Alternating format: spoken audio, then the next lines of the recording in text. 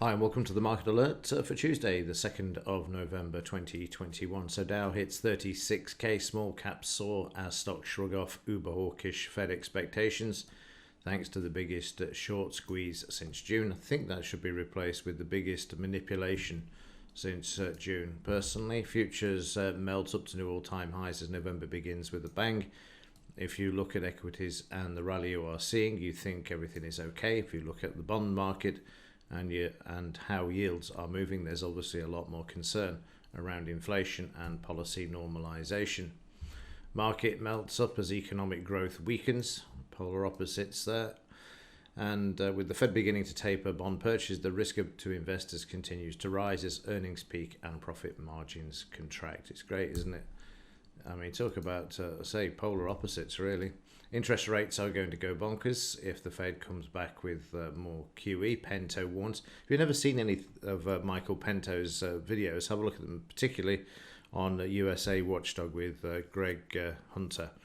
Excellent analysis. He's a bond expert, so if he's saying this, he knows what he's talking about. If the Fed does not taper, yields will skyrocket. That will destroy the economy and kill the real estate market. Absolutely.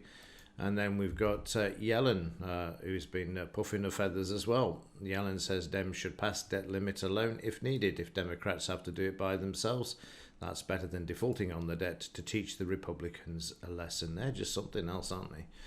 But the least said, I imagine, on that one. Otherwise, I'll be getting into a rant. No news today. It's No News Tuesday. Could be a difficult one with the market sideways as it waits for news. But then we've got FOMC tomorrow, and we've got the conference as well.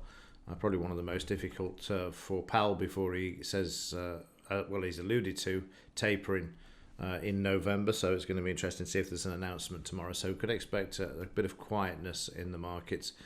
We've got Bank of England tomorrow, and then on Thursday, not tomorrow, and ECB as well. The criminal speaking, and then we've got non-farm payroll on Friday as well. So a big week after today, but today could be fairly quietish. Okay, let's have a look at the Dow for yesterday. As I mentioned yesterday morning, they would gun for the 36,000 target, and they did this yesterday. No great difficulty, but the market failed to hold above this level and continue. As you can see there, just got 5 points or ticks above. And the market then stopped. As you'll see, if we go down to a 2-minute chart, this is how it happened. The market spiked from the start, came back, did a double top at the 36,000, and then just sold off for 200 points by, let's have a look here, by 3 o'clock, within half an hour of opening up, the market sold off there. And in the 30-minute chart, you can see the bigger picture of what happened there. I'm just noticing here that it may have actually done the 36,000 before we got to, I don't remember seeing that, but whatever. We hit 36,000 yesterday. Even more interesting that the market couldn't get through that resistance there. That's interesting. I hadn't noticed that.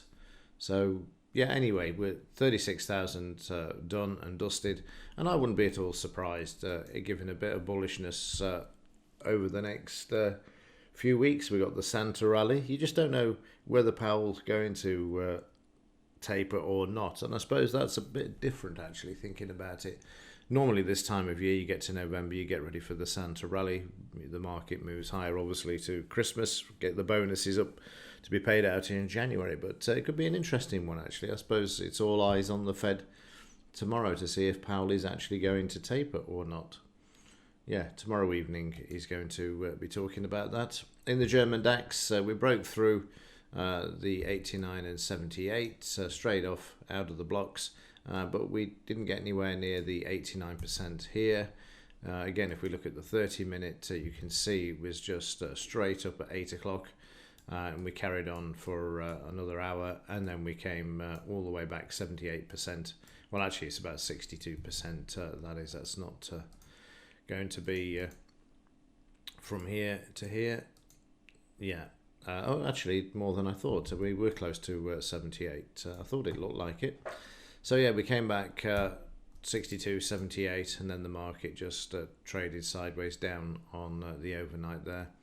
And yesterday morning, you can see it was, as I said earlier, it was straight out of the blocks, and prices just moving straight up.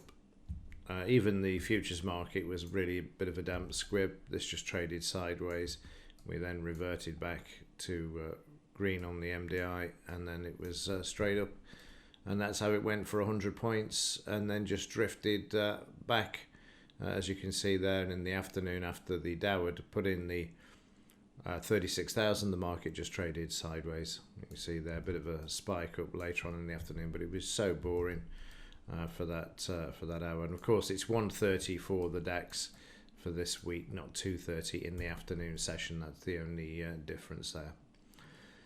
And in the metals, not going anywhere, waiting for the Fed. Silver managing to make a higher low yesterday and a higher high than the previous day, but failed to close above, and you'll need to see that close above. Overnight, price is just sideways, as you can see there. A lot of volume around in the 5-minute chart during the night there, but it needs to break above this $24 per ounce level convincingly, and then it's going to run into trouble at the, if I can just bring this down a bit, at the 25 level, which is up here.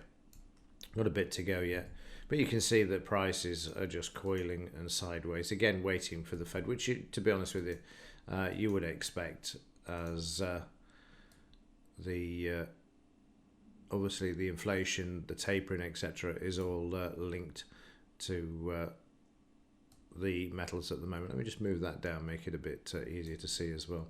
So yeah, silver stuck in this sideways range at the moment, attempting to break out above the $24 per ounce area. Gold moving up quite nicely this morning. This is reflected in the gold silver ratio there.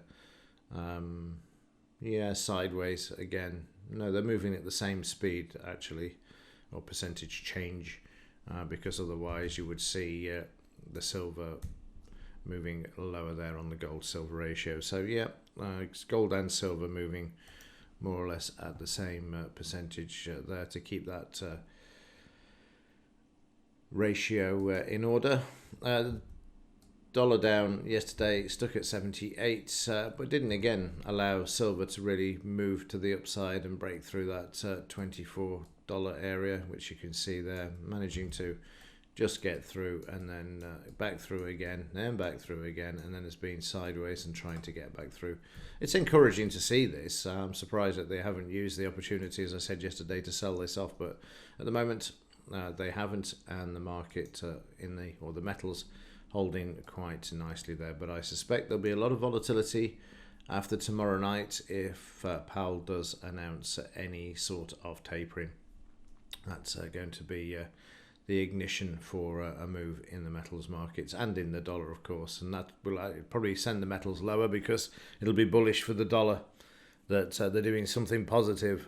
And then of course we'll be talking about raising rates next year as well to try and take the heat out of inflation, and that'll reverse then, and be an admission that there is inflation, it wasn't transitory, and then move the metal prices back to the upside. So tomorrow evening I'll be looking for some sort of a shakeout to buy lower in the metals if we get that shakeout, which I suspect we will if they're going to taper.